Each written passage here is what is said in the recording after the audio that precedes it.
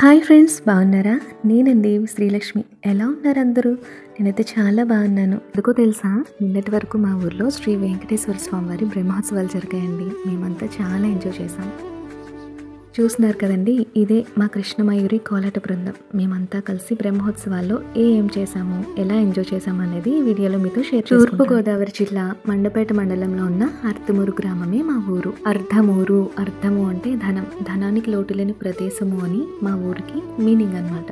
వాడుక భాషా ప్రభావం వల్ల ప్రస్తుతం అర్ధమూరుగా పిలుచుకుంటున్నాం. పూర్వకాలంలో అగస్త్య మహాముని సంచరించిన ప్రదేశంగా మా ఊరు చెప్పబడుతుంది. అంతేకాదండి, శ్రీ శ్రీ శ్రీ త్రిదండి రామానుజ చిన్నజీయర్ స్వామి గారు జన్మించిన పుణ్యస్థలం మా ఊరు.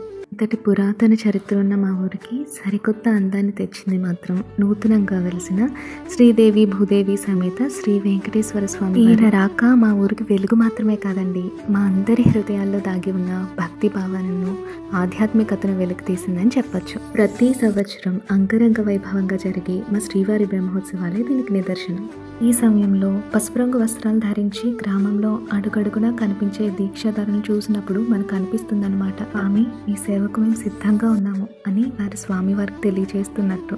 అంతేకాదండి, బ్రహ్మోత్సవ సమయం వచ్చేటప్పటికి మా ఊరి ప్రజలు, కోలాట బృందాలు కలిసి మా స్వామివారి కోసం ప్రత్యేక అలంకరణలు సిద్ధం చేస్తారు. ఈ అలంకరణలో సంవత్సరానికి ఒక ప్రత్యేకత ఉంటుందండి. ఒక సంవత్సరం అయితే నెమలికలను ఉపయోగించి శ్రీవారికి మాలలు, ఆభరణాలు, వస్త్రాలు తయారు చేశారు. మరొక సంవత్సరం 200, 500 ఇలా కొత్త నోట్లను ఉపయోగించి శ్రీవారికి ఆభరణాలు తయారు చేసి ఈ విధంగా అలంకరించారు. ఇంకా లాస్ట్ ఇయర్ అయితే డ్రై ఫ్రూట్స్ని ఉపయోగించి తయారు చేశారండి. జీడిపప్పు, బాదం, పిస్తా, వాల్నట్స్, అలాగే టూటీ ఫ్రూటీ, చెర్రీస్, ఇలా వీటన్నిటిని ఉపయోగించి అందంగా ఆభరణాలు తయారు చేశారు. వాటిని ఇలా అలంకరించారనమాట. మరి ఈ సంవత్సరం ప్రత్యేక అలంకరణ ఏంటో తెలుసా? ఇవేనండి, చూస్తున్నారు కదా, లవంగాలు, యాలకులు, బిర్యానీ ఆకు, స్టార్ ఆనిస్, పూల్ మఖానా, ఇలా ఇవన్నీ ఉపయోగించి ఈ విధంగా మాలలు తయారు చేశారు. అన్ని రకాల పళ్ళను ఉపయోగించి ఇలా ఆర్చ్ కూడా తయారు చేశారు. వీటన్నిటిని కోలాట బృందం వారు, మా గ్రామ ప్రజలు కలిసి తులసాంటి వాళ్ళ ఇంటి దగ్గర నుంచి గుడి వరకు గోవిందనామ స్మరణ చేస్తూ వీటిని గుడికి చేర్చారనమాట. ఈ యాలకులు, లవంగాలు ఏంటి అనిపిస్తుందా? ఏమీ లేదండి, తల్లి తన పిల్లల్ని రకరకాలుగా రెడీ చేసి చూసుకొని మురిసిపోతూ ఉంటుంది కదా, అలాంటి ప్రేమే ఇది. ఈ ప్రేమే లేకపోతే ఆ చిన్న చిన్న వస్తువులతో పెద్ద పెద్ద మాలలు చేయడం సాధ్యమవుతుందా? మీరే చెప్పండి. మా స్వామివారిని ప్రత్యేకంగా చూపించుకోవాలనే తపన మాది. చివరికి ఇదండి, ఈ సంవత్సరం మా స్వామివారిని బ్రహ్మోత్సవాలకి ఈ విధంగా సిద్ధం చేశాం. మాలాధారంతో మొదలైన ఈ ఉత్సవాలు పుట్టమన్ను సేకరించడం, అంకురార్పణ, గరుడ హోమం, ఇలా ప్రతి కార్యక్రమం ఎంతో అందంగా జరిగాయి.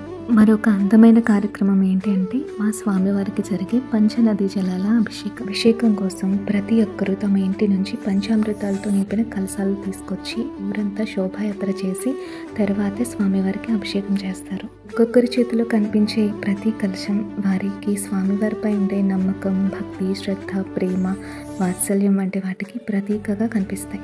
ఆ తరువాత ఎదుర్కోలుత్సవం, స్వామివారి కళ్యాణం ఎంతో అద్భుతంగా అందంగా జరిగాయి.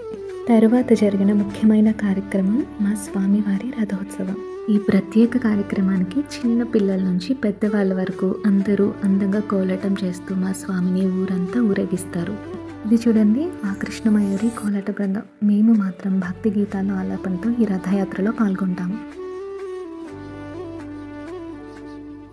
ఇంకా మా కోలాట బృందాల గురించి చెప్పాలి అంటే మా మొట్టమొదటి కోలాట గురువు గారు ఏటూరి రామకృష్ణ గారు. ఆయన ఇచ్చిన శిక్షణలో 17 సంవత్సరాల క్రితం మా గ్రామంలో ప్రజలు చాలా వరకు కోలాటం నేర్చుకున్నాం. ప్రస్తుతం నూతన మార్పులతో, సరికొత్త మెలకువలతో, అందమైన అభినయాన్ని కూడా జోడించి అందరికీ అద్భుతంగా కోలాటం నేర్పిస్తున్నారు మా వాణి గారు.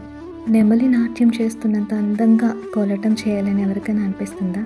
అలా అయితే మా వాణి గారి దగ్గర జాయిన్ అయిపోవాల్సిందే. కావాలంటే మీరే చూడండి, మేము చేసే కోలాటం ఎంత బాగుందో.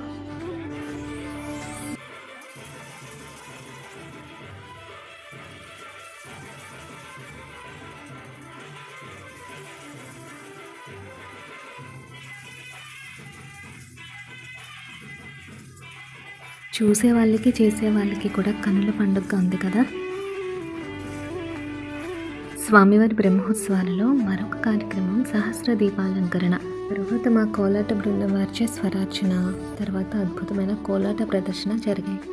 తదుపరి ఒక ముఖ్య కార్యక్రమం చోరోత్సవం. సారీ అండి, ఇక్కడ చోరోత్సవానికి సంబంధించిన క్లిప్ మిస్ అయింది.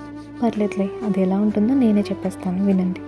దొంగల వేషధారణతో, చక్కని హావభావాలతో, తికమక పెట్టే మాటలతో, మైమరిపించే నటనతో ఎంతో హాస్యాస్పదంగా జరిగే ఈ వేడుక మా ప్రధాన అర్చకుల హాస్య చతురతను, నటనా సామర్థ్యాన్ని ప్రదర్శిస్తుంది.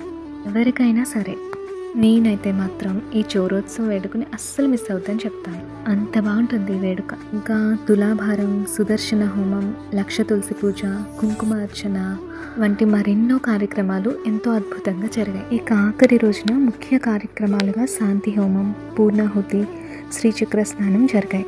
ఇక సాయంత్రం కార్యక్రమాలు ఏంటనేది మీరే చూడండి. చూసిన తర్వాత మీరే చెప్పేస్తారు నాకు ఈ బ్రహ్మోత్సవాలు అంత ప్రత్యేకం ఎందుకు అనేది.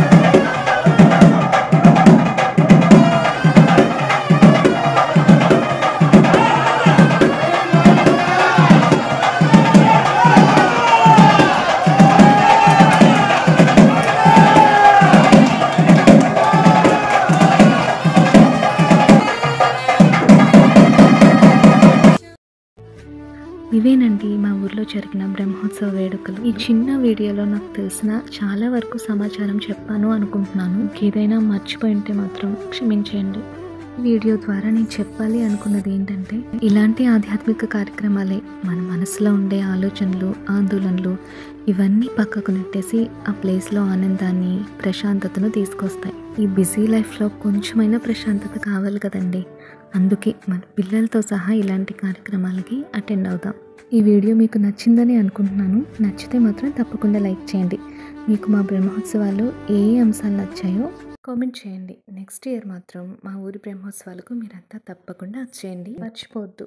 హరే శ్రీనివాస.